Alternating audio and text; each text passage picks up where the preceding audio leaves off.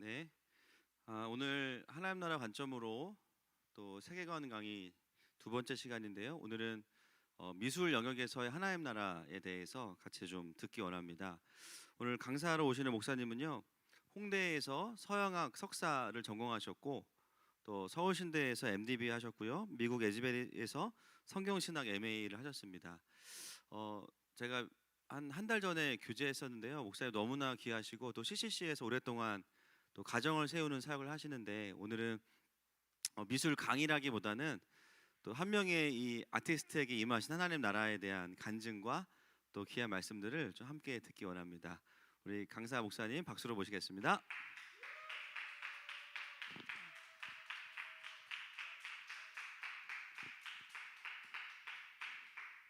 반갑습니다.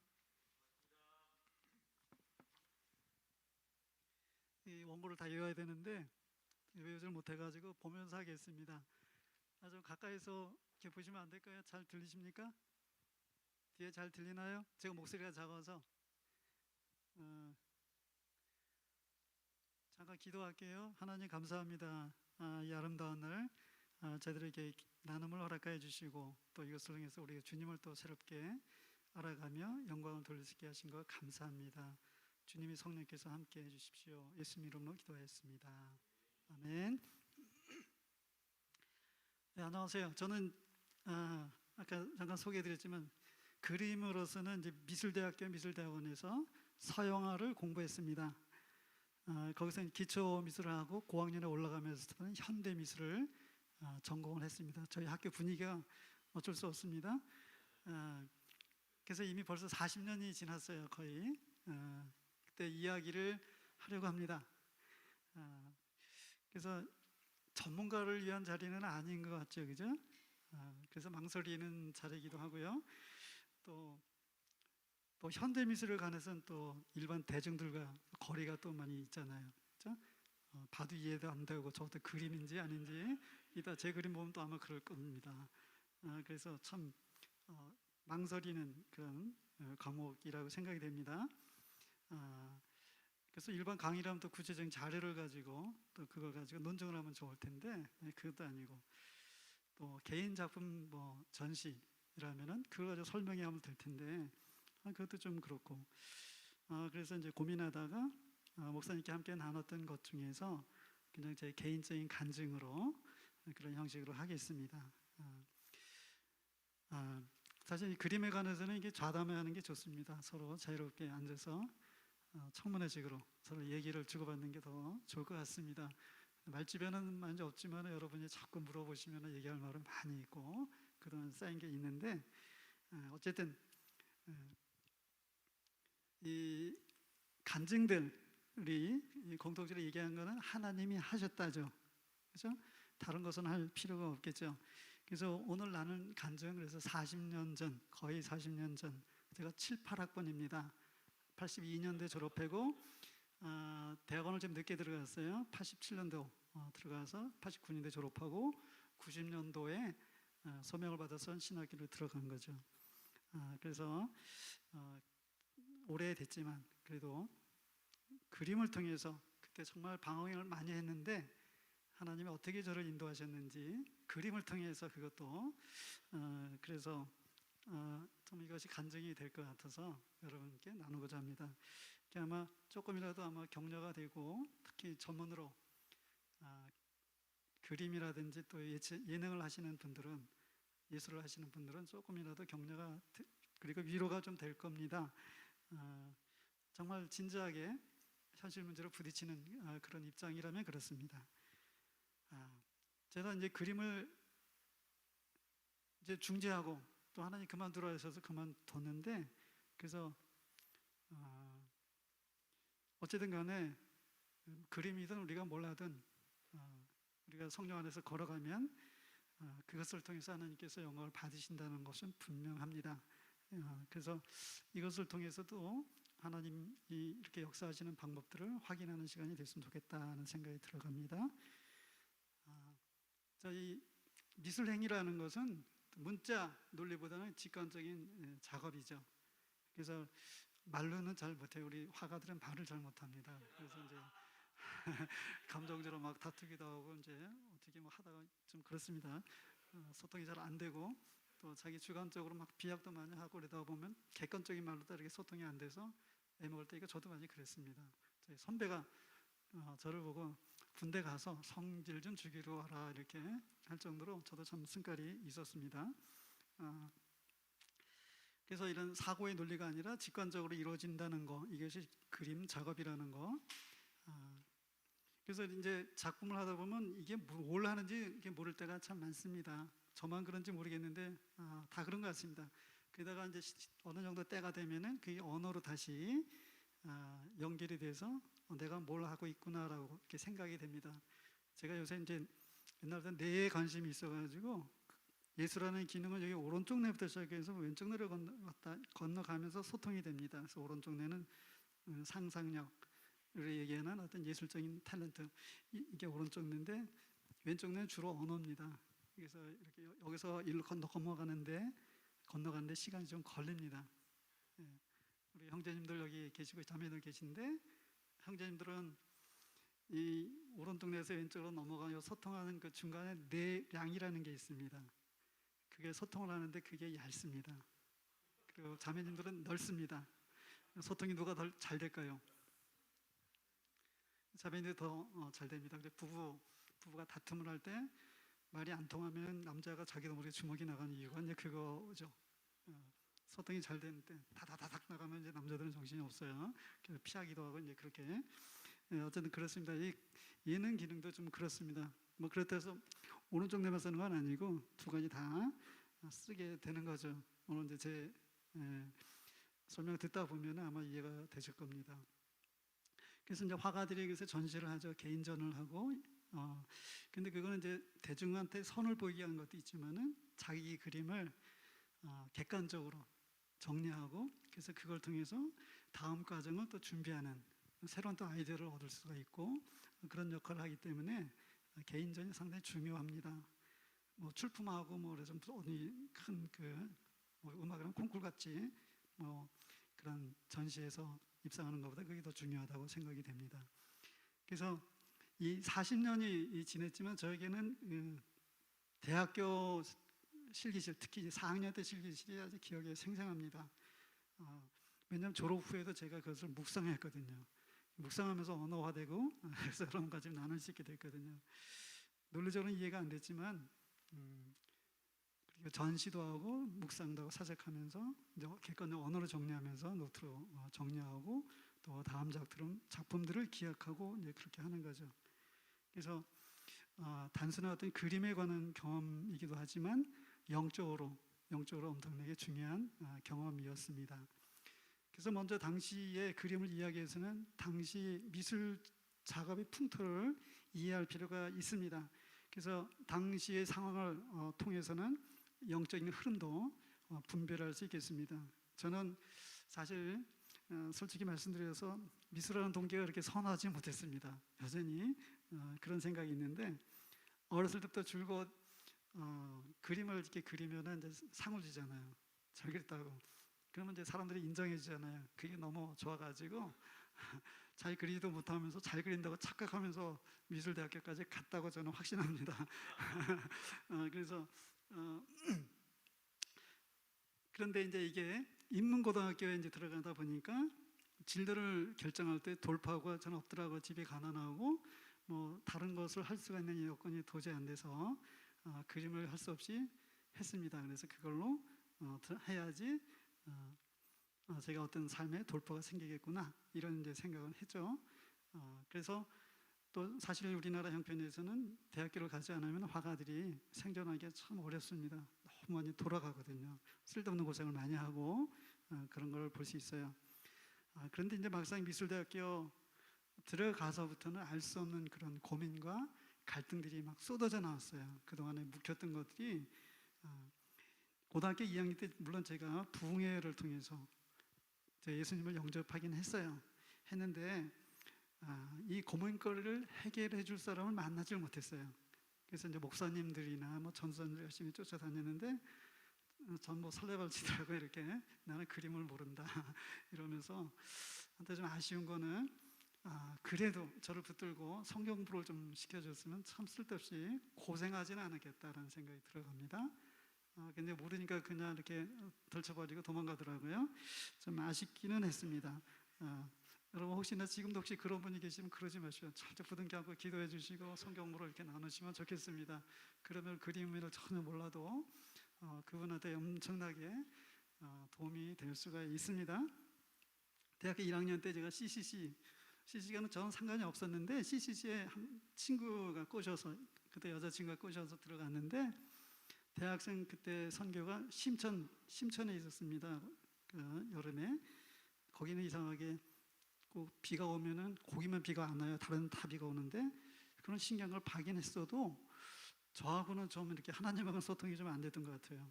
다 이게 주님을 만난 사람들이 너무 감격해갖고 천사들 같은데 저만 아닌 것 같아서 저는 도저히 소통이 안 돼서 조용히 거기서 뛰쳐나왔죠.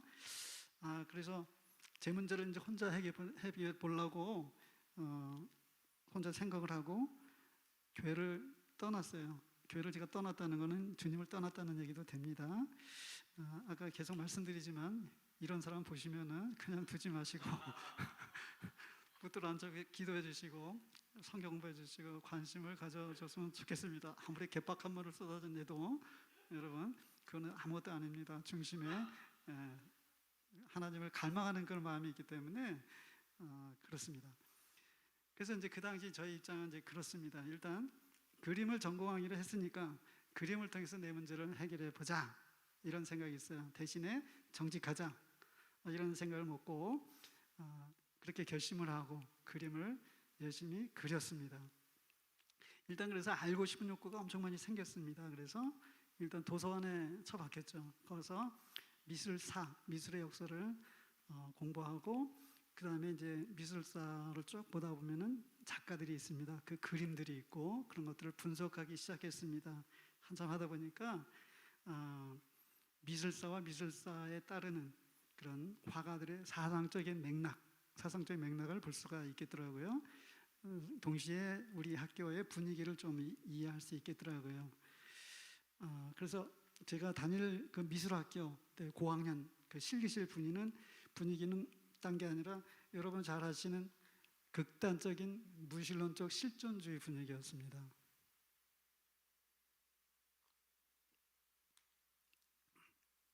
세계관 공부를 여러분 하시니까 아마 잘 아실 겁니다. 특별히 설명을 하지 않으셔도.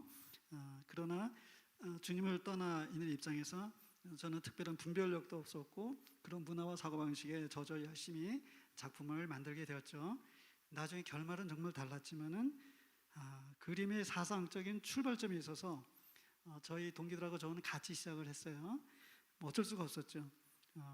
근데 학교의 그 실존주의적인 사상과 화풍이 고학년으로 올라갈수록 점점 더 이렇게 장악하게 된 것을 느끼고 있었죠. 근데 거기까지는 좋았는데 저희 그림 작업이 점점 갈수록 절망 가운데 빠지고 있는 것을 알았습니다. 그래서 저희 어떤 그 분위기에서 제가 할 수 있는 저희 작업이 그 결말은 죽음이라는 것을 이제 깨닫게 됐어요.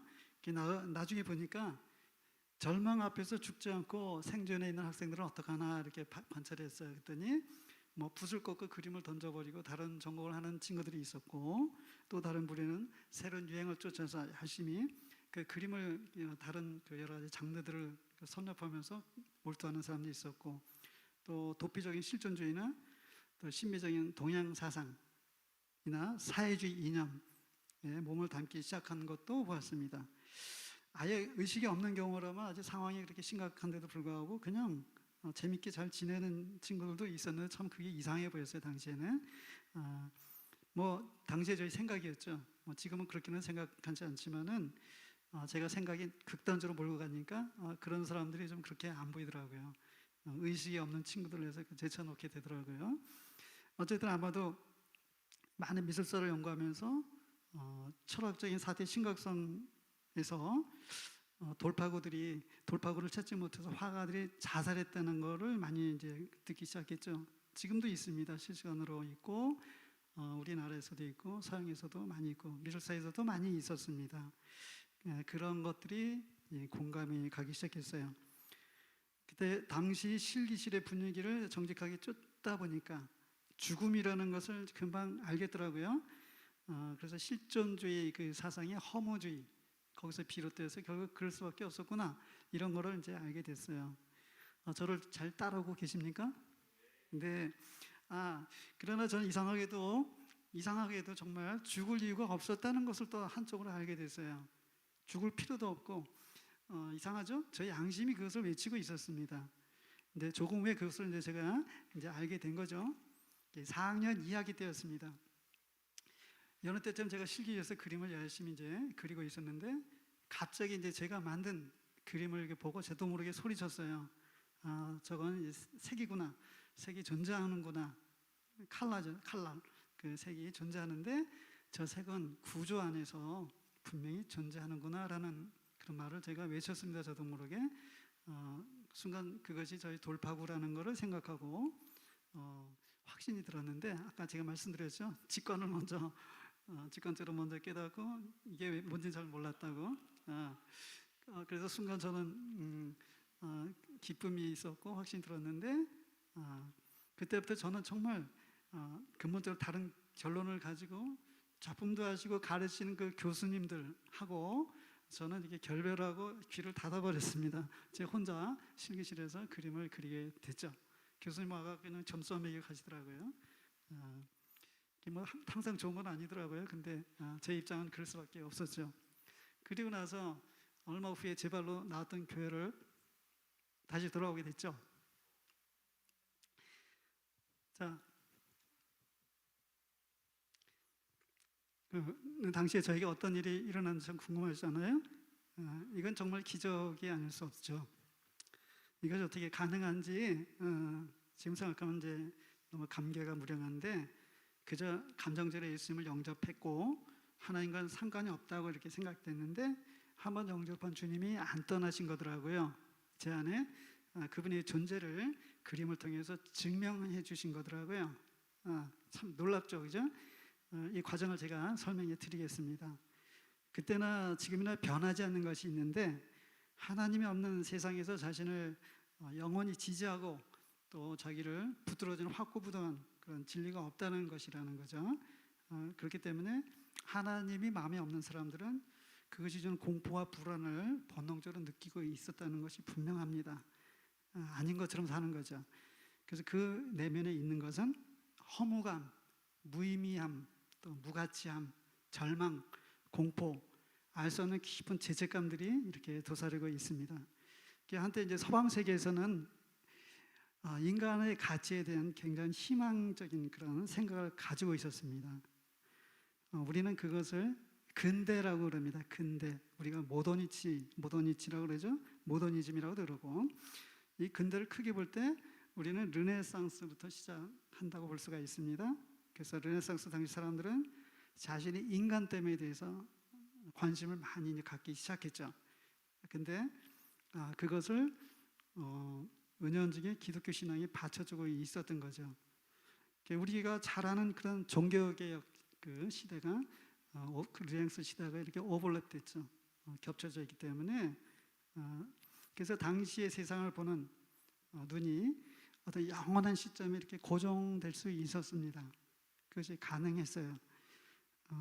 그 확신과 이 가능성은 그 하나님께 대한 신앙이었다는 것을 그 시대 분위기가 그렇게 했던 것 같아요. 그래서 그 시대 담론, 우리 이런 담론이란 말이죠. 그런 것들이 계속 중세 천년 동안 흘러내린 그런 습관이 아직도 있었다고 저는 생각을 합니다.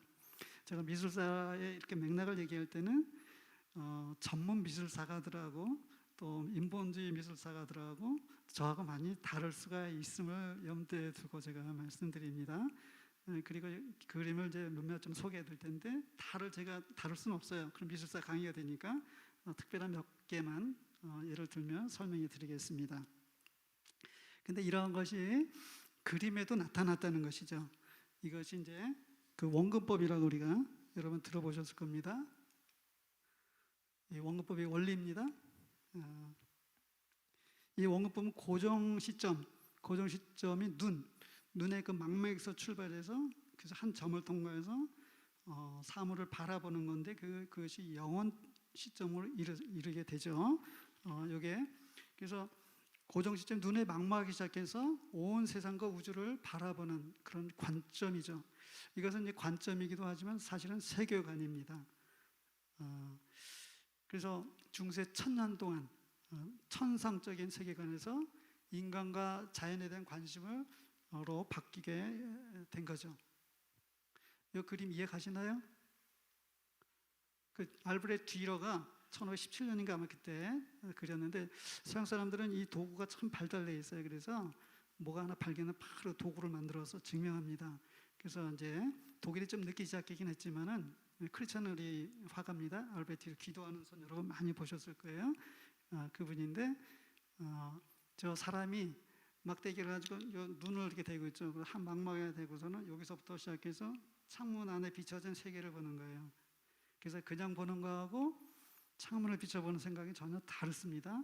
그래서 창문이라는 이 틀, 이 프레임, 이건 하나의 구조입니다. 우리 여러분 현대 철학을 공부하시는 분들은 이것이 무슨 얘기인지 알 겁니다. 구조 안에서 바라보는 세계관, 그 관점이죠. 그 1점 세계관이라 그러죠. 이렇게 보는.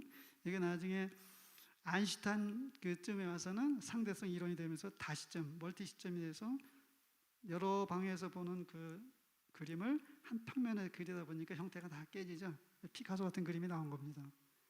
피카소가 굉장히 대성이 뛰어난 사람인데 그냥 그린 게 아니라 그렇다는 거죠. 그 다음에 세계의 관점입니다. 이것이 이제 원근법이죠.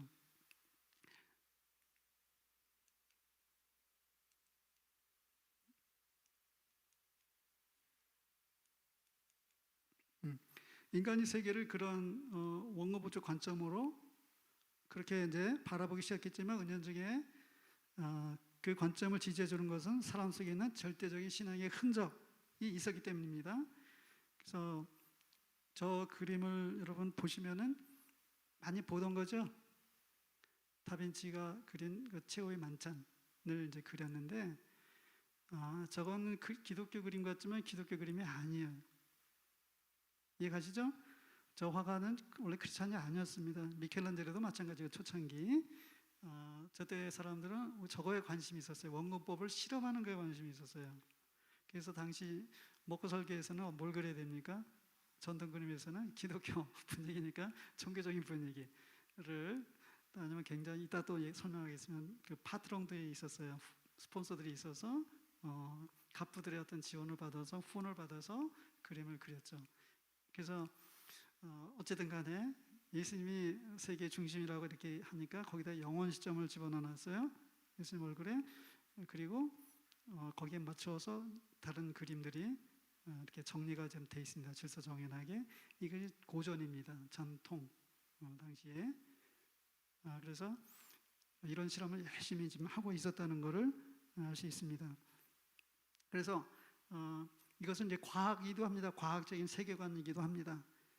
토마스 쿤의 과학적인 세계관, 그죠? 과학적인 상상력이라는 책에 보면은 이런 그 과학의 패러다임에 대해서 이렇게 나오는 걸 여러분 아마 보셨을 겁니다. 그래서 이것은 이제 세계관이면서 과학인데 이것을 가지고 서구 유럽은 이제 자연 과학을 발달시키고 물질 문화를 발달시키기 시작했습니다.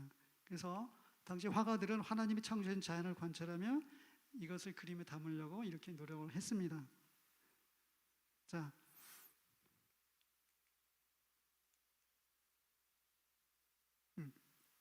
그러나 이것이 그렇게 오래 다 가지는 못했습니다. 인간인 자신이 확신 있게 세계를 바라보던 이 신화의 관점이 바뀌고 거기에 인간 중심의 그런 관점만이 남게 됐어요.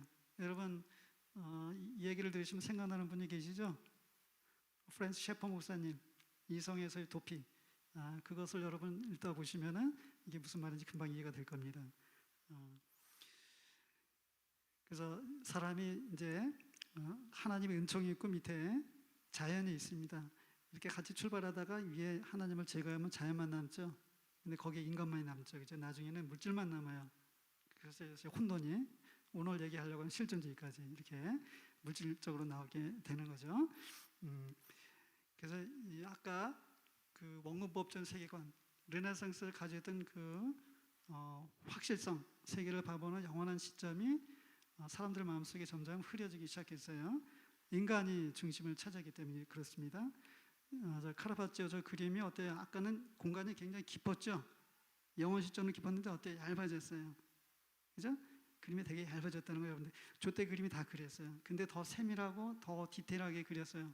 더 이렇게 원근법이 더 이렇게 숙달이 되고 또 그런 그 묘사하는 방법들도 굉장히 세련되게 됐는데 반면에 그런 영혼적인 깊이나 이런 것들은 점점 없어지고 현실 공간만 자꾸 바라보게 된 거죠. 뿌생이라는 그림이죠. 이분이 그렸는데 나름대로 이상적인 세계를 그리려고 그랬지만 저기는 뭐가 있습니까? 죽는 사람들이 있죠, 그죠? 우리가 크리스천 마인드에서는 저런 식으로 그리진 않아요. 그림을 죽음이라는 게 있어도 저렇게 그리진 않죠. 근데 저 때는 저런 것들이 현실적으로 드러났기 때문에 부인할 수가 없기 때문에 저런 걸 그릴 수밖에 없었죠. 그래서 현대 미술가들이 왜 그림을 저렇게 무섭게 그리냐, 저렇게 삭막하게 그리냐, 혹시 그런 궁금증이 아마 있을지 모르겠는데 저분들도 뭐 그림을 예쁘게 그리고 싶지 않겠어요? 화가들인데. 근데 그리다 보면은 자기 내면이 그걸 용납을 못해요. 그러니까 그렇게 나타날 수밖에 없는 겁니다. 그걸 여러분 이해하시면은 복음 전하는데 얼마나 유익하겠습니까? 그 카바랭을 이렇게 해서도 더 펀치를 더 해서 복음으로 무너뜨려야 되는 사람으로요. 그럴 이유가 있습니다. 그래서 영원 시점이 점점 저도 그렇게 영원 시점처럼 보이지는 않아요. 저게 그죠? 한 17세기 바로크 시대 고 이제 점점 저기 흘러가는데 어쨌든 간에 영원 공간이 아니라 점점 공간이 좁아져요. 그래서 제한된 공간만 남게 되고 이제 미술들은 어떤 세련된 것 같지만 형식적인 그 흔적들만 계속 남게 되죠. 그래서 더 이상 영원에 대한 소망을 갖는 거는 참 이 사람들 마음속에 점점 없어지고 흐려진 것 같습니다. 영적으로 이런 현상과 유행은 하나님을 마음에 두기를 싫어하는 사람들이 당시 서구 세계를 지배했다는 그런 말도 되겠습니다. 이것은 사실 르네상스부터 이미 시작된 흐름이죠. 이 시대에서 하나님을 주체로 보는 것이 아니라 인간을 주체로 보는 인본주의 사상의 두각을 드러냈기 때문입니다. 그래서 르네상스 때부터 눈을 뜨게 된 이 과학의 발전 그리고 이성의 권위, 개인을 존중한다는 개념이 이 시대에 와서 사람들의 마음속에 확고부동하게 자리를 잡게 됐죠.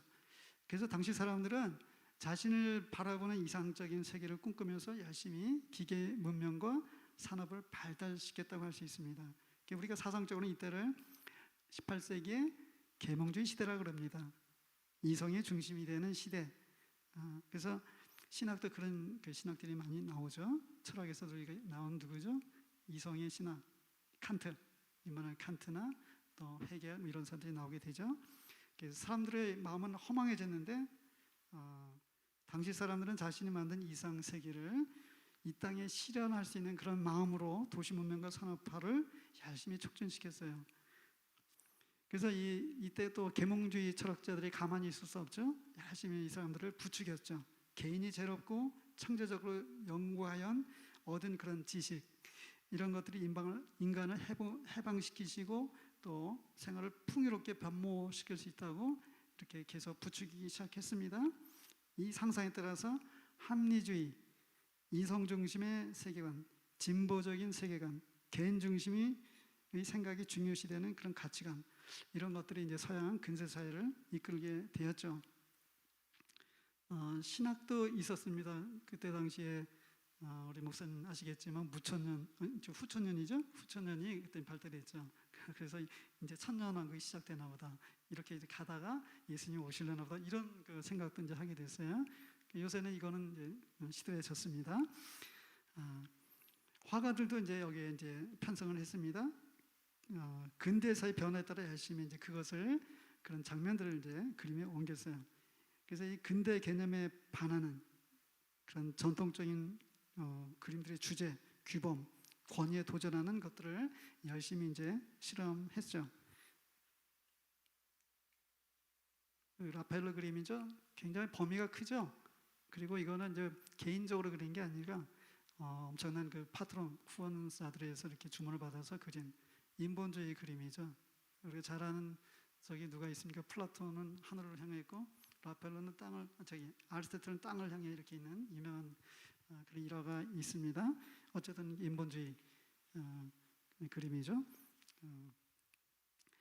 그래서 국가나 교회 또는 귀족들로부터 주문받아서 역사화 같은 거 저런 것도 이제 그 중에 하나죠. 종교와 같은 공적인 미술도 구성되어 있었는데 이때부터는 이제 주제도 개인의 창작과 독창성을 주장하는 중요시하는 그런 주제로 바뀌었어요. 다양해지긴 했습니다.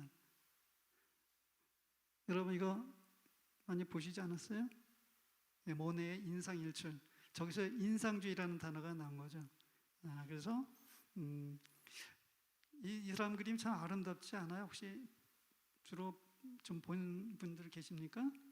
모네, 마네, 모네 막 이렇게 그림을 저 이렇게 보시면은 참 다른 그림도 굉장히 아름답게 그렸습니다. 당시에 이제 과학이 발달했죠. 광학 특히 광학이 발달돼서 저분들이 거기에 심취했는데 처음에 이분들은 증물주의라래요. 그래서 물질적인 세계관이라서 유물론입니다. 어떻게 했냐면은 똑같습니다. 망막을 중심에서 그 고전적인 그림에 충실하긴 했어요. 근데 문제는 그 형태를 그린 게 아니라 망막에 비치는 색깔을 그린 거예요. 빛을 그린 거예요. 빛을 색깔로 나타낸 거예요. 거기에 충실했어요. 그래서 그 당시 초창기에는 그 화가들이 그림이 다 비슷했어요. 그거를 여러분 볼 수 있을 것입니다. 어쨌든 이분이 이 인상파 화가들이 고전을 충실하게 답습하면서 동시에 그것을 깨트리는 그런 역할을 해서 이제 현대 미술이 여기서 이제 시작되는 귀한 바탕이 됐다고 이제 그렇게 얘기합니다. 그래서 이때부터 그림의 주제도 점점 개인의 창작, 독창성 이런 것들을 중요하게 하면서 다양한 주제로 이렇게 나가게 됐죠. 근데 이것이 또 나중에는 다른 또 전통이 되고 말았습니다. 이제 미술의 객관적인 세계에 대한 관심보다는 인간적인 내면에 더욱 집중해서 인간의 일상 경험을 그림으로 표현한 쪽으로 흐르게 되었습니다. 아까 여기 그 다음에 보면은 이 폴 고갱 이 그림은 혹시 익숙하신가요? 우리는 어디서 왔으며 우리는 누구이며 우리는 어디로 가고 있는 노골적으로 이렇게 그 고민거리를 풀어놨죠.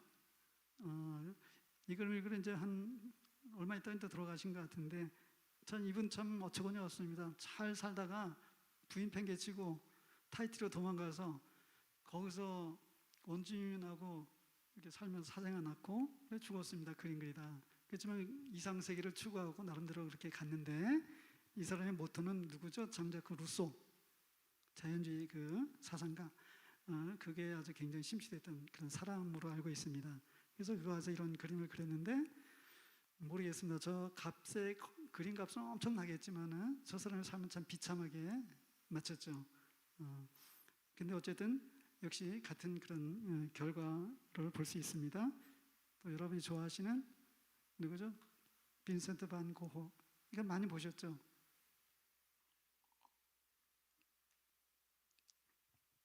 별이 빛나는 밤에 미국에 가니까 이제 초등학교 또 유치원 골마루가 저 그림을 꽉 찼더라고요. 그러니까 민주주의다 보니까 아이들이 똑같은 그림을 다 이렇게 그려가지고 저 그림을 많이 복사해서 한 걸 봤는데 상당히 유명한 그림이라고 하죠. 많은 일화도 있고요. 그렇지만 이것도 같은 그 근대 모더니즘 그 그림 중에 한 맥락으로 여러분 볼 수가 있습니다. 근데 이제 이런 그림들이 이제 큰 이제 변화를 겪게 되는 계기가 있습니다. 하나님을 그들의 생각에서 지우고 이성 중심의 세계를 세웠지만은 그것이 도리어 자기들한테 독이 돼서 자기들을 파괴하는 것이 되는 것을 자각하는 시대가 있었습니다. 그런 사건을 만나겠는데 이것이 여러분 잘 아시는 1차 대전, 2차 대전입니다. 근데 이것이 그냥 전쟁이 아니라 지금까지 사람들이 추구했던 이성 중심의 세계관이 완전히 무너지는 그런 계기를 돼서 이것 때문에 엄청난 상처를 당시 사람들이 받았습니다. 그래서 사상적으로 더 깊이 인간의 내면으로 파고드는 그런 계기가 되었습니다. 바질리 칸딘스키라는 분입니다. 이분하고 이따 또 그 다음에 그릴 그림 그 보여줄 그림 그 몬드리안이라는 분하고 여러 이제 공예하는 사람들, 건축하는 사람이 모여가지고 현대 디자인 운동을 만들었어요. 그래서 여러분이 입고 있는 옷이라든지 건물 뭐 이렇게 뭐 인테리어라든지 건물 양식이라든지 우리의 콘크리트 그런 건물이라든지 이런 모든 현대의 문화가 저기부터 시작이 된 겁니다. 그래서 엄청난 역할을 했지만은 저분들의 그 세계관은 그렇게 좋은 건 아닌 것 같아요. 칸딘스키라는 분은 사실 저분도 범신론자입니다. 굉장히 그런 쪽 심취하면서 그림을 그렸어요. 그렇지만 굉장히 추상 미술에 거부가 돼서 영향을 많이 끼쳤던 그런 사람이죠. 볼셰비키 혁명이 일어나서 그 러시아에서 러시아 사람이거든요. 굉장히 영웅 대접을 받았죠. 전통을 깨뜨렸기 때문에. 그런데 쫓겨났어요. 불도저라고. 아이러니한 그런 얘기인데 공산주의 미술은 전혀 다릅니다. 리얼리즘이기 때문에 극사실만 요구합니다. 선전하는 거든지 이런 그 사람이 있고요. 추상미술 피에트 몬드리안 이분도 원래는 아주 철저한 청교도였습니다. 화란 사람이었는데 이단으로 빠졌어요. 우리가 신지학이라는 이단으로 빠졌어요. 그래서 거의 뭐 자연 숭배라고 보시면 되겠습니다. 거기에서 자연을 관찰하면서 저런 아름다운 형태를 만들게 됐는데 그림 참 아름답고 좋습니다. 그런데 내면은 굉장히 황폐하게 되죠. 또 한 가지 여러분 좋아하실지 모르겠네요. 아까 말씀드린 피카소. 아이고, 응?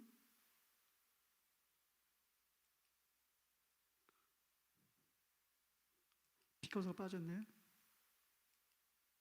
여기 있네. 이 피카소는 엄청난 그 건강과 정력을 과시하면서 오랫동안 제 중학교 2학년 때 94세로 돌아가신 것 같아요, 기억에. 그런데 저분도 엄청난 그 생활의 경로를 겪으면서 파란만장했죠. 그렇지만 이분도 전통을 깨는 그런 작품들을 이렇게 하게 됐습니다. 요 말레비치라는 분도 러시아 사람인데 참 그림이 참 희한하지 않아요? 근데 저 그림이 어마어마하게 비쌉니다. 저게 천문학적인 값이에요.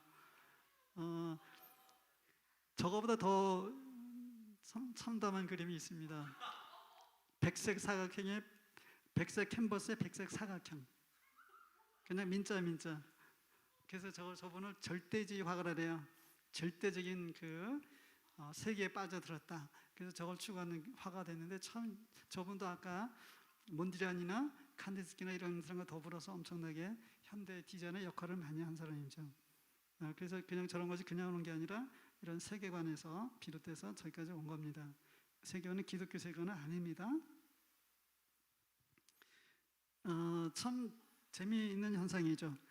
아이러니한 것은 이런 객관적인 그런 과학과 물질 문명이 발달되면서 왜 반대로 개인은 점점 더 서해와 고립 속으로 빠져드는지 이게 참 아이러니하죠. 우리가 이런 시대를 현대라고 그럽니다. 현대. 그래서 아까 모더니즘의 그거보다 좀 더 그래서 우리 어떤 사람은 컨템포러리 오늘의 시대 현대라고 이렇게 부릅니다. 사람들이 이렇게 잘라놓은 거겠죠.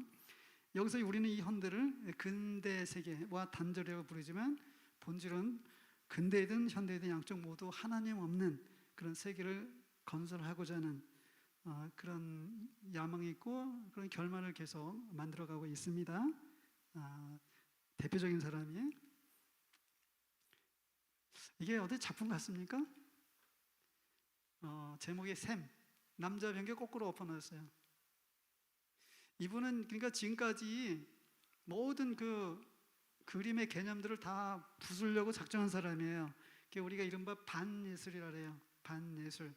그래서 합리적인 뭐 어떤 그 이성이나 상상력 같은 건 전혀 인정을 안 해요. 그냥 우연을 추구해요. 우연한 거. 그래서 이 사람이 추구하는 그 이슈가 뭐냐면 다다이즘이라 그래요. 그것도 우연히 그냥 사전에서 뽑아가지고 그냥 이름을 그냥 붙인 거예요. 우연을 신봉하는 그런 세계관인데 이분이 이제 관념주의도 화가라도 그래요. 어떤 저런 기성품이라 그러죠. 레디메이드라고 그러는데 기성품, 기존에 있는 그 상품을 거기다 자기 관념을 투사해서 그러면 이게 작품이다. 이게 그런 게 아니고 뭔가 이런 식으로 비아냥거리는 거예요.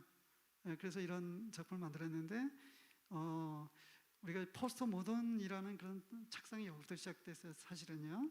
어떤 사람이 이분을 여전히 모더니스트라고 얘기를 하는데 저는 포스트 모더즘이 아주 시발점이라고 저는 생각을 합니다. 또 한 가지 그 노골적인 작품이 요겁니다. 아주 비아냥거리듯이 모나리자를 저렇게 흉측하게 이제 그려놨어요. 예. 이게 정상적인 어떤 생각이나 이슈라든지 이상이나 이런 관념들을 다 배제하려고 하는 거죠. 제목도 희한하게 해놨죠. 예. 1919년 여러분 언제입니까? 1차 대전, 2차 대전 그 사이, 그죠? 그때 이 사람들 반예술이 태어났습니다. 근데 이 사람은 이제 그래서 그림을 안 그리고 이제 바둑만 들어 다녔어요. 이제 체스. 그래서 그림을 안 그리고 돌아다녔는데 이 사람이 가진 그 방법론이 너무나 놀라운 미학이다 이렇게 생각해서 엉뚱한 그림이 나왔어요. 그게 이제 인문학자들이 혀를 찼어요. 그 초현실주의, 그래서 무의식, 당시에 프로이드 심리학의 영향을 받아서 무의식을 추구하게 됐어요. 의식은 이제 별로 소망이 없다 그래서 무의식적으로 들어가자. 그런데 이제 한쪽에서 인간의 확장이다 이렇게 막 칭찬하고 그랬는데 본인들은 그렇게 생각 안 하죠. 무의식, 꿈, 뭐 이런 것들을 그렸어요. 그 때페이즘에 아니라 상황 전치, 빛이 파라솔리의 어떤 그 재봉틀, 뭐 이렇게 전혀 연관이 없는 것들을 이렇게 하면서 우연이라든지 무의식, 꿈 이런 것들을 이렇게 그리면서 이런 그림들을 이제 추구해 나갔죠. 참 황당하죠? 여기까지는 그래도 좀 봐줄만 하겠습니다. 잭슨 폴록입니다. 엄청난 그 우울증이나 이런 게 엄청 시달렸던 사람인데 상당히 똑똑한 사람이 예일대 출신이에요. 이분도 역시 칼 융의 집합무의식 거기에 심취해서 그림을 그린 사람이에요. 우연을 신봉해서 우연. 그래서 저 드리핑을 하고 있죠. 이렇게 막 뿌리면서 우연히 그냥 막 뿌리는 거예요. 그냥 이렇게. 근데 참 똑똑한 사람 맞아요. 우연히 하면서도 알고리즘을 발견했어요. 요새 말로. 자기도 우연히 한 것 같지만은 자기들은 법칙대로 이렇게 하고 있다는 걸 알고 깜짝 놀라서 아마 자살로 했는데 오토바이 타다 이제 죽었긴 했는데 거의 자살입니다. 그래서 그렇게 비극으로 끝났는데 그런 세계관이죠. 저게 전부입니다. 실존적인 세계가 그렇잖아요. 행위하고 있는 자기 자신, 그게 자기의 정체성이에요. 다른 건 아무것도 없어요. 뭐 선도 없고 도덕도 없고 뭐 거짓도 없고 악도 없고 그래요. 계속 저게 하고 있는 자기 자신. 이게 저분의 세계관입니다.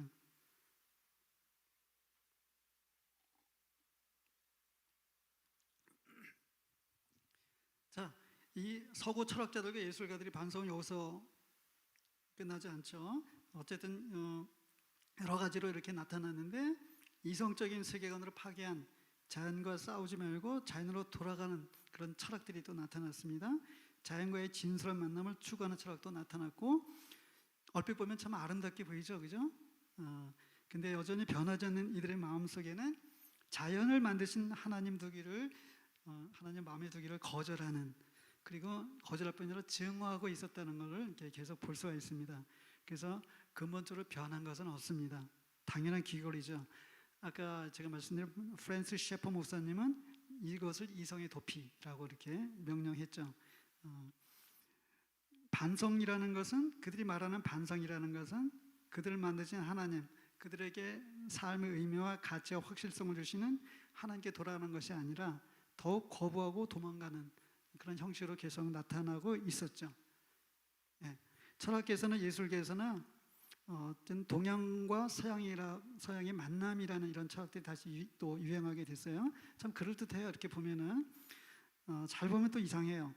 또 이것은 또 이들의 어떤 딜레마를 하기 위한 도피처로 삼았다고 볼 수가 있습니다. 자연과 자신을 동일시하려는 것을 가르치는 동양 선사상이 있고요.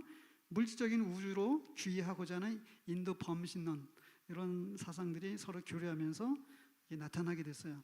미술에서도 아주 걸출한 그런 작가들이 이런 사상을 이렇게 따르게 됐습니다. 이런 맥락에서 드디어 저희 학교 분위기까지 온 겁니다. 실기까지. 저희 대학 시절의 그 실기실 분위기가 이런 사상들을 바탕으로 해서 한 일본의 어떤 미술 사조를 그대로 받아들인 화가들이 저희들을 가르치는 교수님들이었어요. 그리고 그 그림들이었죠. 그래서 학생으로서 저는 어쩔 수 없이 교수들의 지도를 받아서, 지도라기보다 거의 강요에 가깝습니다. 예를 들어 볼게요. 제 그 4년 선배 여학생인데 그분은 그냥 평소에 사실적인 인체 그림을 이렇게 재미있게 잘 그려서 제가 봐도 잘 그립니다. 근데 거기서 배견하지 못해서 계속 핍박을 많이 받았어요. 4년 내내 핍박을 받아갖고 나도 좀 말 좀 해보자 해갖고 대학원을 계속 다녔어요. 박사까지 해서 학교를 15년 동안 다녔습니다. 참 불쌍하더라고요. 그죠? 그것 때문에. 그래서 말 좀 하고 나도 이제 말 좀 할 때 됐다. 그럼 뭔지 알았더니 뭐 그림의 본질이 기운 생동이랍니다. 동양화의 어느 그 하나의 방법이야. 참 안타까웠죠.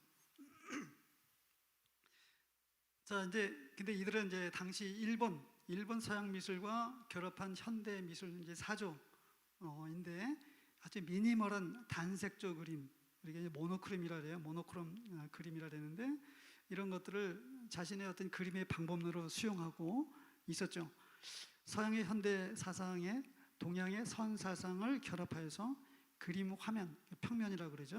평면에 물질적인 것과 정신적인 것, 이것을 이제 물성과 정신성이라 해요. 이것을 구현하는 그런 작품들을 이제 하고 있었어요. 이런 물성과 정신성은 대상과 조화로운 그런 만남과 조화를 주장하는 실존 철학자, 여러분 생각나는 혹시 있을지 모르겠습니다. 메를로 뽕띠, 굉장히 중요한 사람입니다. 20세기를 이해하는데 메를로 뽕띠의 철학과 물질과의 만남과 합일 또는 조화를 주장하는 동양의 선사상, 특히 일본 선사상을 많이 추종했던 것 같습니다. 그렇다고 그들이 노골적으로 그것을 학생에게 이론적으로 주입하지는 않았어요. 감각적으로 학생들은 그것을 각자의 그림이 수용하고 있는 분위기였고 그때 저도 그랬습니다. 저로서는 어떤 존재 문제를 심각하게 고민하고 있었기 때문에 진작에 받아들였다고 봐야죠. 당시에 그런 이제 사상이 얼마나 위험한지 제가 알 턱이 없죠. 그냥 그런 작업을 하는 것을 자랑스럽게 여기고 열심히 추구했죠. 저는 이제 나는 전위미술가다 뭐 이런 그런 영웅심도 이제 막 갖고 그러기도 했습니다. 저는 아버지를 8살 때 여의었어요. 그러다 보니까 아버지가 무슨 말인지 몰라요. 하나님 아버지 하면 저는 정서적으로 와닿질 않아요. 저는 문제는 저 같은 상담은 바로 정체성 문제로 들어가야 됩니다. 그래서 이 정체성의 문제가 참 심각해서 내가 누군지, 내가 어디서 왔는지, 내가 어디로 가야 되는지 아까 고갱이 질문한 그런 질문들을 계속하면서 그림의 본질은 뭐며 내가 왜 이것을 하고 있어야 되는지 뭐 여러 가지 기본적인 질문들을 하면서 그림을 그리고 있었다고 봐야죠. 어떤 면에서는 저는 이런 분위기에서 배운 게 천만 다행이라고 생각될 수도 가끔 있습니다. 저한테 도움이 되기 때문에. 자, 그러면 아이고. 자, 조금 더 하다 볼게요. 이제 이렇게 하다가 이제 갑자기 어떤 문제가 이제 생기기 시작했어요. 그림 화면에 자신을 자유롭게 감정을 표현하는 것은 어느 순간인가 제약시 되기 시작했어요. 참 이상한 현상이죠. 화가 있어서 감정 표현이 본질이잖아요, 그죠? 근데 그런 거는 합리적인 구조 안에서 표현되어야 된다는 겁니다.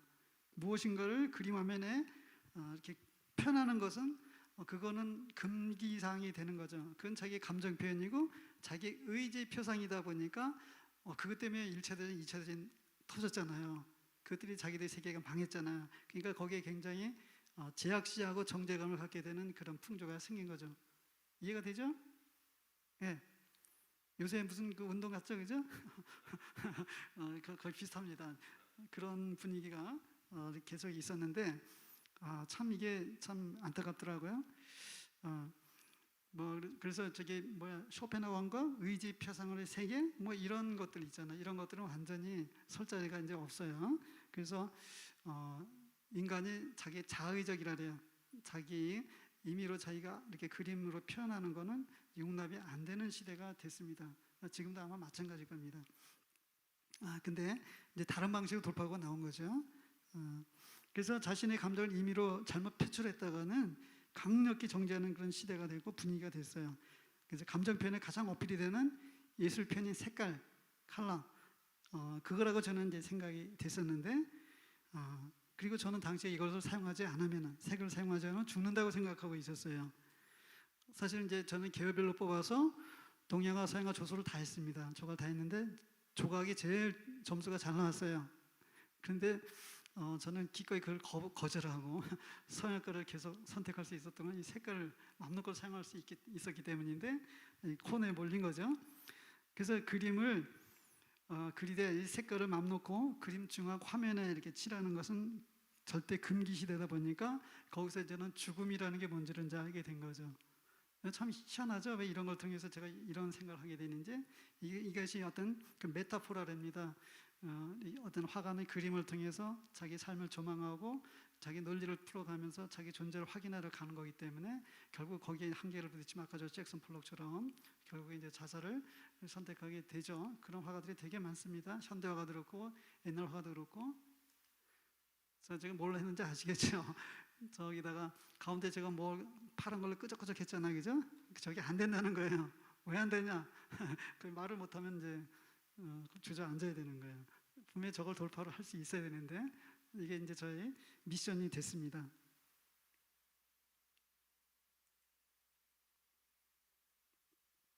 그래서 이 모노크롬 알트럴의 단색조 회화가 이렇게 나오게 됐죠.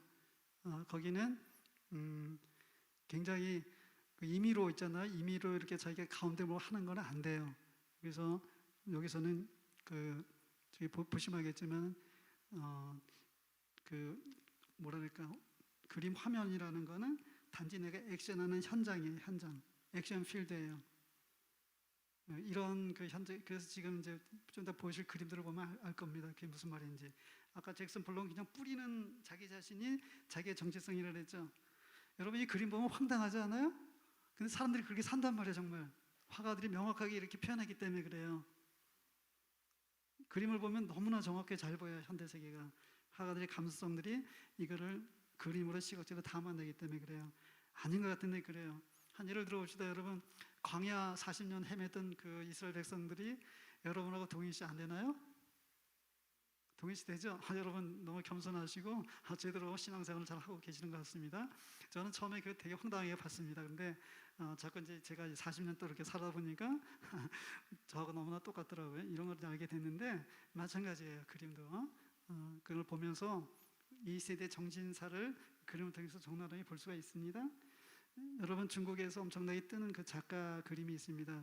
평범해요. 이렇게 인체 그렸는데 눈이 없어요. 눈 동작 없이 그냥 그림이 천문학적인 가격으로 팔렸어요. 근데 그게 그 공산주의 지금 그 중국 중공이죠. 거기에 있는 그 사람들의 세계관을 반영하는 거죠. 공산주의 세계관 속에서 사람들이 얼만큼 그렇게 영이 없이 살고 있는지 그런 것들 고발하는 그림인데 아이러니한 것은 거기서 투기 불임이 일어나가지고 엄청나게 거부가 되고 뭐 그렇다는 얘기가 있습니다만 그림이 그런 것들을 반영하고 있다는 겁니다. 자, 이 단색조 회화의 이 규칙이 그렇습니다. 행위만 계속 강조하다 보면 색이라는 게 들어갈 자리가 없습니다. 행위 자체 강조되니까 색깔이 의미가 없어요. 여러 가지 색깔을 쓰긴 써도 그냥 단색조입니다. 알록달록이 써도 그런 용납이 안 됩니다. 자, 이게 이제 그 뜨거운 감자 저희 교수님 저 그림이 천문학적인 값이 매겨졌습니다. 상상도 못할 겁니다. 근데 지금 이제 80대가 되셨어요. 제가 20대, 50대 교수님 그림이죠. 저희 묘법이라는데 항상 이제 계속 저것만 휘둘러야 평생 건강하세요. 그 연필로 휘젓고 거기다 물감으로 다시 쭉 바르고 다시 휘젓고 물감으로 바르고 이걸 계속 반복 이렇게 하다가 이제 그걸 나타내는 그림으로 계속 그런 거죠. 계속 저것만 그리세요. 참 그렇죠? 수십 년 동안. 근데 저 가격이 어마어마하게 가격이 비쌉니다. 이런 기법이 이렇게 행위하는 자기 자신이죠. 저 사람 왜 저렇게 먹고 사나 이런 생각 들겠지만 한번 생각해 보셔야 됩니다.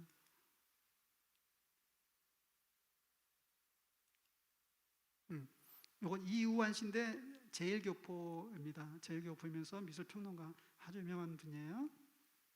저 왼쪽에 있는 그림은 그 솜에다 석재를 묻혀서 이렇게 한 거예요. 이분이 이제 쓴 책이 만남의 현상학이라는 겁니다. 그 이제 거의 동양 사상입니다. 아까 말한 그 메럴 뽕띠하고 동양사상 결합체입니다. 동양 중에서 일본 선사상. 그리고 저 그 드로잉한 거 있죠? 이건 석재로다 이렇게 솜에다 묻혀서 한 건데 이분의 그 체험이 있습니다. 절간에 가서 가을에 낙엽이 떨어졌잖아요.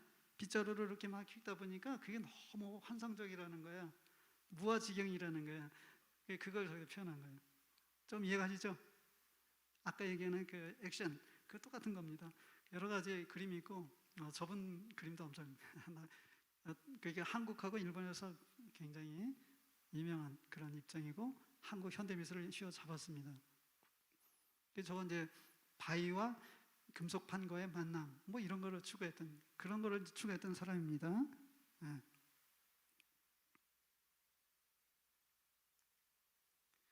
서양이라고 별 수가 있나요? 자스퍼 존스, 팝 아티스트라 그러는데 이분은 이분들이 자기가 이렇게 가운데 그릴 수 있는 그런 입장이 못 돼요. 그러니까 뭐예요? 합리적인 사각형 있죠? 사각형이라든지 레디메이드라든지 또 요거 뭐예요? 성족이죠. 깃발이라는 이미지가 있죠. 기본 이미지를 가지고 자기를 표현한다고 생각하는 거죠. 거기다 자기 몸을 실어서 자기 정체성을 발견을 하고 하는 거죠. 참 딱하지 않아요? 굉장히 심각한 분들이에요. 예, 이건 굉장히 유명한 그 자스퍼 존스 유명하죠. 근데 이분들이 뭐 그림 질이 떨어진다 이런 건 아닙니다. 뛰어난 작가들이에요. 탤런트 있는 사람들이고, 근데 저는 이제 세계관을 추적하기 때문에 이렇게 말씀드리죠. 많이 봤던 거 아닙니까? 앤디 워홀 만화인데 팝아스티를 해서 저 누구 이미지죠? 왼쪽에 마릴린 먼로죠, 그죠? 마릴린 먼로 이미 있는 사람이죠. 이미 있는 생각 자기가 그린 거 아니잖아요. 그러니까 하도 되는 거잖아요. 이런 생각들 참 소심하고 비참하죠. 네, 자기가 의지로 표상이 안 돼요, 이제 더 이상. 자, 옆에 브릴로 상자 저것도 마찬가지예요. 레디메이드죠? 그냥 저걸 가지고 열심히 한 벽면에 꽉 메꾸고 쌓아놔. 저것도 더 많이 쌓아놔요. 닿던 거 보면은. 그래서 저걸 전시관에 갖다 놓고 이제 그림으로 생각하는 거죠. 아까 얘기한 말씀 뒷시장 얘기 말로는 이해가죠? 관념을 투사한 거잖아요, 그죠? 그렇지만 자기가 정체성입니다. 저기 전쟁 끝나고 나서 1962년도니까요.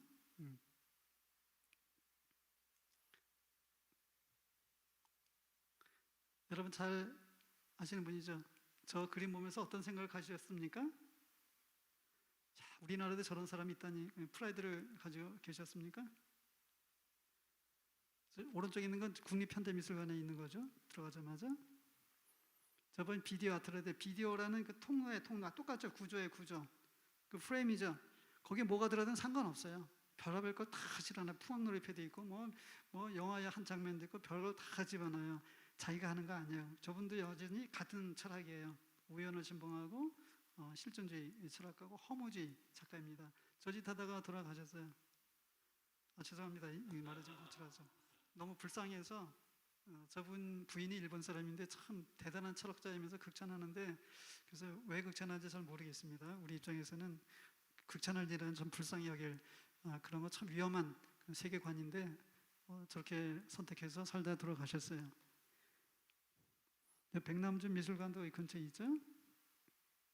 왜 만들었는지 모르겠어요. 이건 이제 조금 젊은 분이에요. 저희 20대 때 40대 좀 젊었죠? 아주 가까운 그 선배 분인데 벌써 70대가 됐네요. 저 왼쪽에 사진에 있는 거는 자기가 드로잉한 거예요. 열심히 행위, 액션한 거예요. 액션 페인트. 계속 연필로 하염없이 긁고 그래서 자기가 서 있는 거예요. 자기 모습이라는 거죠. 그 옆에는 또 자기 옆에다가 열심히 이렇게 그어요. 자기 한계 내에서 이렇게 자기 구조죠. 이렇게 세워놔서 그 액션 페인팅을 하면서 이게 나다. 이렇게 하면서 열심히 그리는 그런 사람이에요. 참 여러분 이상한 그림들을 여러분 보고 있는데 이제 현대의 고전이 됐습니다. 벌써 이분들이.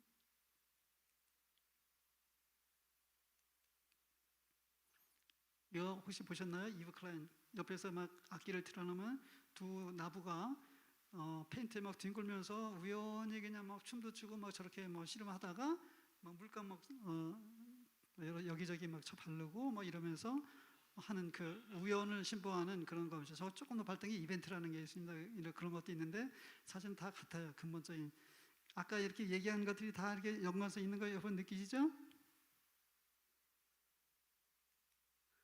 샌프란시스입니다. 제가 참 좋아하는 작가이기는 합니다. 뭐 진짜인지 가짜인지 모르지만 이분은 그 암실에서 아까 잭슨 폴락이 그냥 저기 했잖아요. 그냥 눈 뜨고 이렇게 했는데 저분은 불을 다 꺼놓고 암실에서 이렇게 물감을 뿌렸다고 이렇게 한 얘기도 있는데 그때는 그렇게 들었는데 지금 자료를 보니까 그런 얘기는 안 보이더라고요. 어쨌든 이 양반도 거의 이제 동양사상에 노골적으로 신청한 분입니다. 네. 그래서 어쨌든 이렇게 시간이 갈수록 저는 이분들의 그 사상과 논리가 허구라는 것을 이제 점차 느끼게 됐습니다. 딱히 돌파구가 없었는데 저에게는 죽든지 또 아니면 저들의 사상과 생각에 굴복하면서 저들이 추구하는 신비적인 비약이라 그러죠. 실존이나 동양사상으로 도피하든지 이런 것이 어떤 그 돌파구라고 생각되는데 근데 죽는다는 건 이상하게 저에게 양심이 용납되지 않았어요. 그래서 그림을 포기하고 쉽지는 더욱 않았죠. 그래서 열심히 정직하게 더 그림을 그리자 이렇게 했죠. 그래서 저희 목표는 어떻게 하든지 저들의 논리를 벗어나지 않으면서도 그림 위에 색깔을 마음껏 사용할 수 있는 그런 것을 자꾸 생각해내는 그런 것과 씨름하고 있었어요. 그래서 저들이 말하는 기본 패턴 이런 단색조가 아닌 자유로운 색깔을 사용하려는 것이 저희 과제였는데 그러다가 합리적인 공간 구조 저희 감정이 들어갈 필요 없는 알리바이가 그런 성립되는 공간에서 색깔을 가운데 맘놓고 뿌릴 수 있는 그 근거를 제가 알아냈습니다. 저 왼쪽에 제가 집에서 좀 최근에 이렇게 해봤습니다. 이 강의를 위해서 그 합리적인 사각형이죠. 말레비치 그림을 옆에다 놓은 거는 저분은 다 이미 객관적으로 용인된 사각형이라는 걸 알고 있습니다. 그 사각형이란 완전한 합리적인 그런 완전한 도형이고 저거에 대해서는 일절 아무도 군소리 안 해요. 거기다 대각선을 넣어도 괜찮습니다. 저걸 갖다가 저거 이제 합리적인 이제 공간이 됐습니다. 알레베가 이제 됐죠. 근데 여기다가 이제 끈을 제가 왼쪽 그림처럼 끈을 이렇게 만들었습니다. 그래서 끈을 만들어서 거기다 그림을 색깔만 뿌려봤더니 되더라고요. 합리적인 공간이 되더라고요. 근데 이제 아니가 다를까 교수님이 오셔가지고 아까 그 교수님입니다. 와가지고 저 끈을 빼고 없애 버리라는 거예요. 아니 옆에다 걸어놓으라는 거예요. 그래서 참 이게 여러분 어떤 상황이 잘 이해가 안 되실 겁니다. 자, 제가 끝까지 고집스럽게 유지하면서 제가 저 그림을 계속 고집을 했는데 제가 아까 직관적인 확신이 있다 그랬죠. 오늘의 표현을 거쳐서 그냥 싸우진 않았는데 갑자기 깨닫게 되고 극복될 때 확신하게 됐는데 뭐냐면 저희 어떤 행위가 있죠. 그림에서 메타포로 저희 행위입니다. 저든 모든 삶의 행위가 반드시 절대적인 저 구조 끈 안에서 이루어져야 된다는 것을 깨닫게 됐어요. 그리고 그게 가장 안전하고 정당하다는 것을 알게 됐습니다. 이 실기실 분위기는 이 모더니즘의 환경이라고 하지만은 이면에 이미 기본 질서, 가치, 의미를 배제하는 이 포스트 모던의 분위기가 이미 팽배하고 있었습니다. 그렇게 봐야 됩니다. 그러니까 실존주의는 모든 절대적인 것을 부인하죠. 그리고 절대적인 도덕도 가치도 미덕도 모두 부인하죠. 그래서 이런 건 모두 자연을 깨는 해악이 있기 때문에 그런 걸 하면 안 된다고 생각을 해요. 이분들의 사상적인 결론이에요. 그래서 자연이나 자연신 또는 우연 또는 범신이라 그러죠. 범신, 자연신, 범신에 굴복하는 것이 저들이 주장하는 사상이었습니다. 그래서 이것은 동양의 선사상의 본질과 아주 일맥상통하고 그래서 저들에게 절대라는 진리는 없습니다. 그래서 저희 그림에서 끈이라는 것도 다만 저들이 우연적인 그 행위 미술을 위한 수단으로 여겨질 수밖에 없었죠. 그래서 모든 것은 상대적인 공간이 되기 때문에 무의미하다는 거죠. 근데 저는 왜 저 끈을 절대적으로 필요하다고 여겼을까요? PPT를 한번 이렇게 보십시오. 이 그림에서 끈을 뺀 거하고 안 뺀 거 차이를 참해 보세요. 끈을 빼면은 이제 저분들이 그리는 거와 똑같아요. 아까 이렇게 드리핑한 잭슨 폴록이나 샘 프란시스나 뭐 그분들하고 다를 바가 전혀 없습니다. 근데 끈을 계속 달고 있으면 얘기가 달라집니다. 네. 끈을 빼면 저들의 논리하고 일치가 됩니다. 그래서 저도 또 하나의 또 행위 예술가가 되겠죠? 저들의 칭찬을 받겠죠? 그래서 열심히 아부하면서 저들 이렇게 막 올라가겠죠? 근데 끝까지 저걸 고집할 수밖에 없었습니다. 양심이 허락지 않더라고요. 근데 저분들은 어떤 분이냐면은 6.25 때 20대입니다. 그러니까 6.25 전쟁을 겪은 사람들이기 때문에 저들의 마음속에 깊은 전쟁 공포가 있어요. 그리고 저들의 그 그림글의 에너지는 공포라고 합니다. 저도 몰랐는데 대학원 가니까 노골적으로 얘기하더라고요. 그래서 저 공포가 에너지고 저걸 계속 그려야 된다고 우리한테 강요를 하는 분위기더라고요. 이거 다른 얘기는 나중에 개인적으로 하겠습니다. 좀 끔찍한 얘기들이 이제 이변에 있는데, 그래서 저들의 그림 동기가 공포이기 때문에 저들에게 의미가 있는 것은 현재 자신의 캠퍼스에 열심히 무엇인가를 그리는 것 외에는 아무 의미가 없고, 그리는 자신으로서 자기의 의미가 있는 그런 것일 뿐이죠. 좀 그래서 비슷하게 자기들하고 이제 서양 그 화가들하고 일치되는 그런 생각을 자꾸 얘기하는데, 그건 나중에 또 논의해볼 문제라고 생각이 됩니다. 어쨌든 이는 우연이라는 것이 저들에게 훌륭한 가치가 되고, 그림 공간이라는 것은 저들의 무의미한 행위의 흔적이고 행위 현장이라는 거죠. 그리고 그게 전부라는 겁니다. 만약 제가 저기서 끈을 뺀다면 저들의 논리와 일치가 됩니다. 정확하게 누군가 우연히 합리적인 구조 안에서 뿌려놓은 색깔의 흔적일 뿐이죠. 그게 이제 저들의 논리고 사상인데, 이런 무의미와 무가치와 이 상대성이 저들의 사상의 핵심이죠. 그래서 저들에게는 제가 작품에 끈을 달아 놓는 것은 군더더기일 뿐이고 아주 거추장스럽다는 것밖에 없습니다. 근데 저는 계속 저 끈을 끝까지 달아 놓음으로써 그림 화면의 절대적인 구조가 형성된다고 자꾸 생각하게 됩니다. 자, 여러분, 절대적인 함재 공간, 여기는 삼각형입니다. 그 가로지르는 선이 있는 절대적인 구조가 이제 만들어졌습니다. 그 구조 안에서 저는 자유롭게 색을 뿌릴 수가 있게 되었습니다. 무슨 말이죠? 제 원래 작품을 이거 포트폴리오 하느라고 한 10년, 벌써 꽤 오래됐네요. 거의 한 20년 됐는데, 그 뉴욕에서 미술치료대학원 들어가기 위해서 포트폴리오 만들다가 저 급조한 겁니다. 4학년 때 한 건데, 제 그림들이 이게 그림처럼 안 보였나 봐요. 청소부가 전부 다 쓸어가고 쓰레기통에 버렸더라고요. 그래서 저한테 너무 감격스러운 건데 좀 아깝습니다. 물론 이제 전시회도 하긴 했습니다. 이제 했는데, 저 보면 절대적인 구조가 정말 필요하고, 저런 끈의 존재를 제가 발견하면서 색의 존재 가치를 확신하게 됐습니다. 자, 여러분 조금 이제 눈치가 채셨죠? 저에게 이 하나님의 존재를 나타내는 그 메타포가 바로 저 끈이었습니다. 예.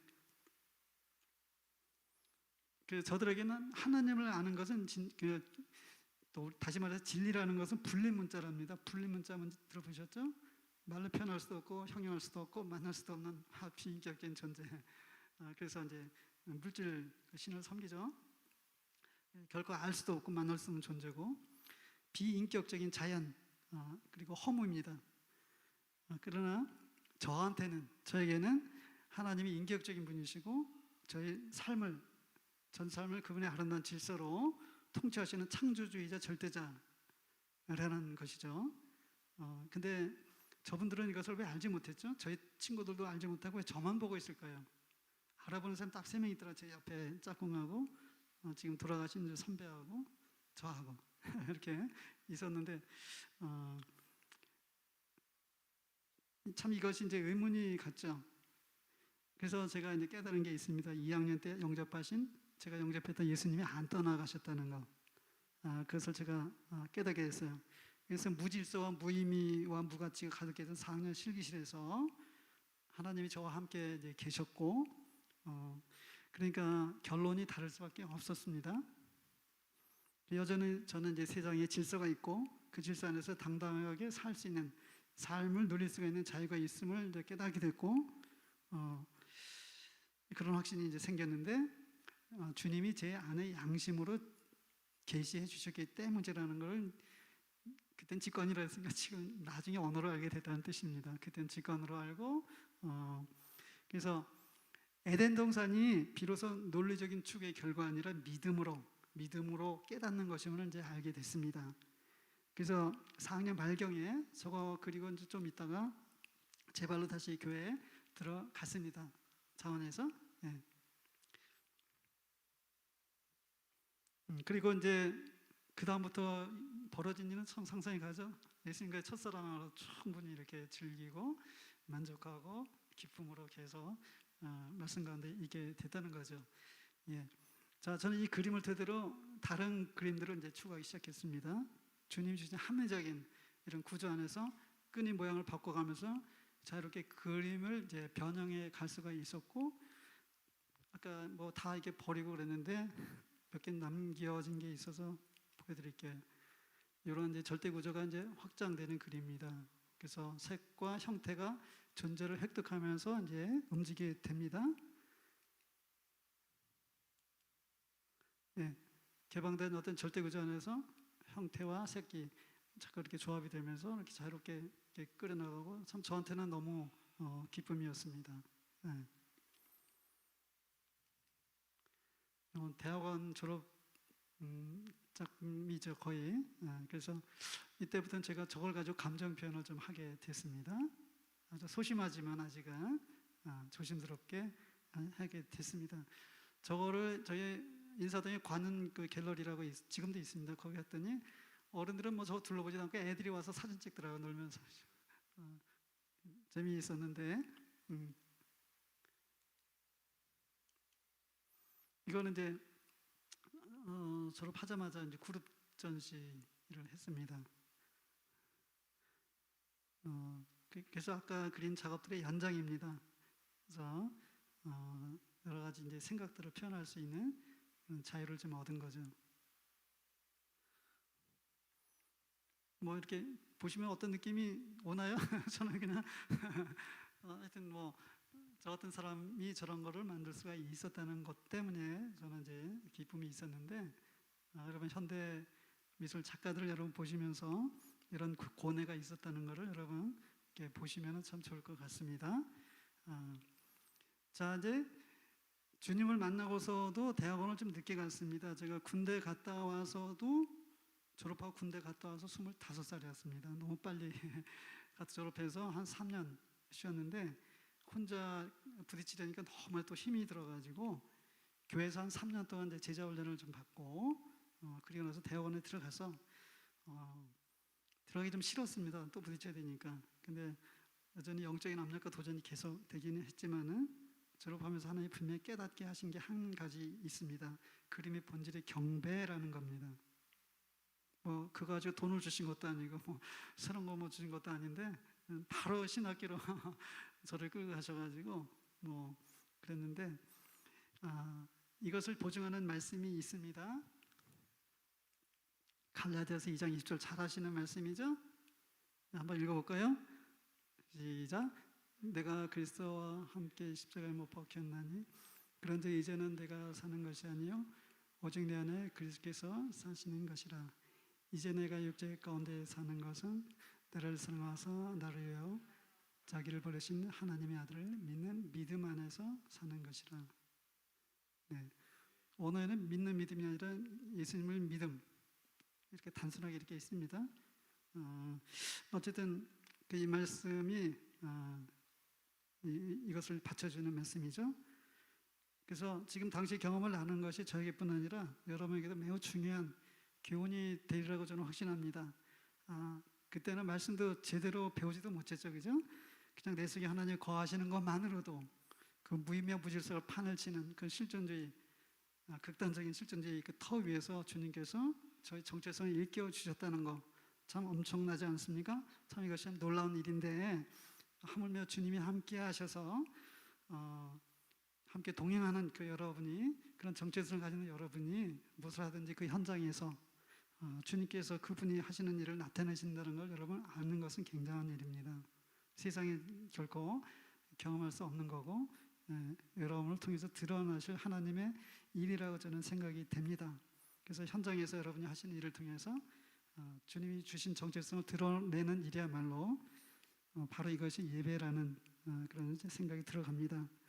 그래서 저는 그렇게 그림으로 주님께 예배를 드리게 되었습니다. 자, 그래서 이 갈라디아서는 십자가의 그런 그 능력을 이야기해 주는데, 우리가 이제 갈라디아 후반에 보면은 뭐가 있습니까? 성령 충만에 대해서 있죠. 그 내용하고 이렇게 연관이 되겠습니다. 실존주의 항목판에서 주님께서 그분을 그림을 통해 저를 계시해 주셨고 인도해 주셨다는 거, 또 미술도 주님께 이렇게 쓰임이 될 수가 있었다는 거, 그리고 우리가 이제 소재주의라고 요새 저는 한동안 동안 잘 모르겠는데 최근에 기독교 미술협회에 있는 그 화가들이 고민거리를 제가 이렇게 들어봤는데 소재주의라는 단어를 쓰더라고요. 소재주의가 뭔가 했더니 그림에 반드시 예수님 얼굴 그리고 성경 내용 그리고 이렇게 하는 것 때문에 힘들어하는 그런 분들이 계시더라고요. 그래서 그런 걸 소재주의라 그러더라고요. 근데 그런 거를 이렇게 화법에 옮긴다고 반드시 기독교 그림은 아니라는 거 여러분 생각할 수 있죠. 아까 뭐죠? 다빈치 그림 보셨죠? 잘 분별하실 필요가 있습니다. 그래서 그거보다는 그 속에 정말 성령께서 강하게 역사하시고 그분과 동행하며 그분의 주권 안에서, 그분의 로드 집안에서 그렇게 살고 있나, 이거를 점검하는 게 더 좋습니다. 정말 그런 사람이라면 결코 그런 그림이 나올 수가 없겠죠. 그래서 그렇지만 이런 어떤 소재주의에 빠지지 않고도 그림을 할 수가 있습니다. 예술 활동을 또 할 수가 있고, 그래서 우리 안에 예수님이 계실 때 예수님이 하신다는 그런 생각이 있습니다. 그리고 여러분 아까 계속 보셨겠지만 현대 화가들, 현대 예술가들은 공통적인 그 중심은 뭐냐면 구원을 정말 갈망하고 있다는 것.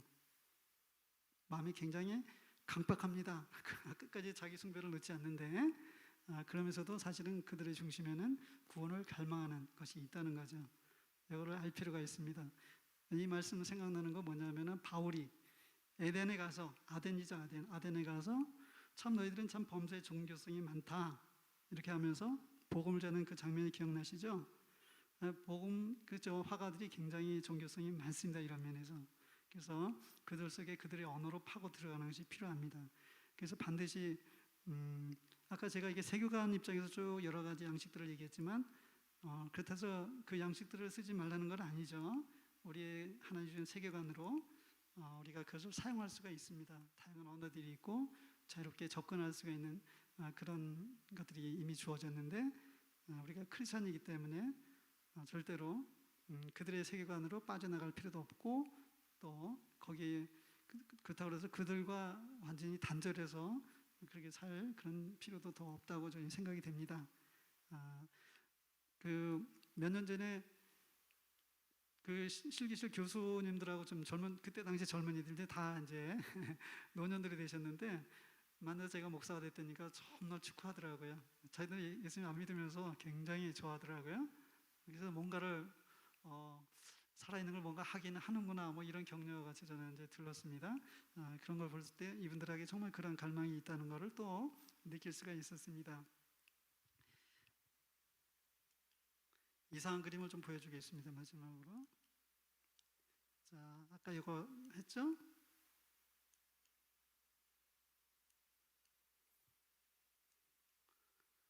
이거는 현대만의 문제가 아니라는 거 제가 이렇게 써놨습니다. 고대로부터 현대까지 사람들 속에 있는 근본적인 공포나 죄책감이나 어떤 부족감이죠.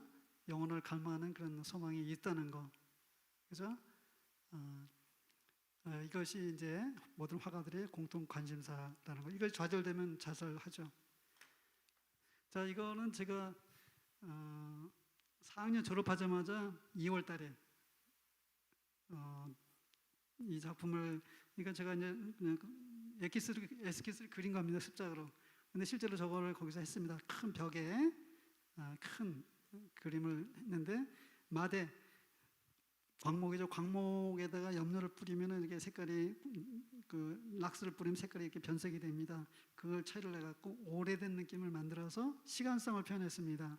그래서 맨 위부터 맨 앞까지 그리고 줄에 있는 거는 제일 생생한 색깔로 계속 반복해서 이렇게 하는 걸 했는데 며칠 전에 저 말씀 묵상하다 저 그림이 생각이 나더라고요. 뭐냐면은 피조물에는 하나님 확신이라는 거, 시간의 비밀이라는 거, 역사의 비밀이라는 걸 깨달았어요. 그래서 시간 안에서 이루어진 여러 가지 시간들, 그 하나님이 통치하고 다스리는 그런 시간들이기 때문에 너무나 아름답다는 거. 우리는 여러 가지 고통스럽죠. 고통스러운 장면들 여러분 보고 씨름화가 있죠. 그럼에도 불구하고 하나님의 그 주권 안에서는 너무나 아름답다는 거. 여러분 이거 확신하십니까? 너무 아름답다는 거. 저 그림을 보면서 알았습니다. 어떻게 대학교 4학년짜리가 저런 그림을 그릴 수 있는지. 지금도 저는 제가 뭐 이렇게 교만해서 자유하고 이런 건 아닌데 이렇게 정리를 하셨던 이미 오래전부터 계시하셨다는 거. 참 놀랍더라고요. 저 안에 시간의 비밀이 있고 역사의 비밀이 있었구나. 이런 걸 보면서 굉장히 감사했습니다. 그래서 하나님이 든든하게 기본 우리한테 구조가 되시고 우리 의지가 되셔서 그분에서 맘 놓고 무엇이든지 자유롭게 할 수 있는 자유가 우리한테 있다는 거죠. 그렇지만은 무엇을 하든지 넘어지든 뭐 코가 깨지든 뭐 발이 깨지든 상관없습니다. 하나님이 반드시 하나님의 작품으로 만들어 가시겠다는 하나님의 확신입니다. 우리 확신이 아니라 하나님의 확신입니다. 예, 이것이 역사라는 거고 우리 인생의 비밀이라는 거죠. 모두 동감하시죠? 예, 그래서 이 작품을 여러분에게 선물로 시각적으로 보여드리겠습니다. 예, 자, 그래서 이 성령 충만으로 하나님과 동행하는 그런 것이 이 경배하는 삶이라는 거. 그런 삶 속에서 여러분이 무엇을 하든지 그분께 경배하는 그런 예배가 된다는 거. 이거를 이 시간에 제가 마무리로 결론 맺겠습니다. 잠깐 기도하겠습니다. 하나님 아버지 감사합니다. 하나님께서 우리의 연약함에 상관없이 오직 예수님의 보혈과 공로를 보시고 우리를 완전하다 일컬어 주시고 의롭다고 일컬어 주시고 하나님 우리를 눈동자처럼 하나님 바라보시고 사랑하시고 우리를 보면서 기쁨을 이기지 못하시는 우리 주님이신 것을 알고 감사합니다.